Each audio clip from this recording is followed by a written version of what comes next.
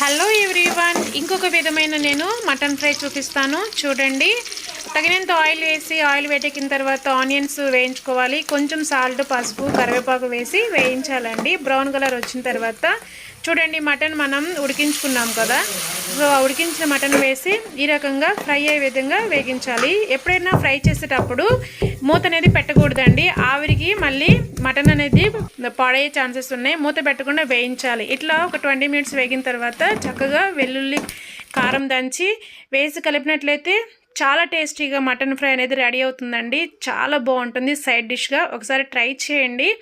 నేనైతే ఎప్పుడు చేసినా ఇలా చేస్తాను. చాలా బాగుంటుంది, టేస్టీగా ఉంటుంది. పిల్లలు కూడా చాలా ఇష్టపడిన వారు కూడా ఇష్టపడుతూ తింటారనమాట.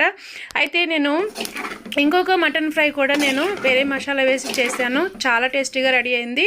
ఈ వీడియో కింద డిస్క్రిప్షన్లో లింక్ ఇస్తాను, ఒకసారి వీడియో వెళ్ళి చూడండి. మన ఛానల్ని సబ్స్క్రైబ్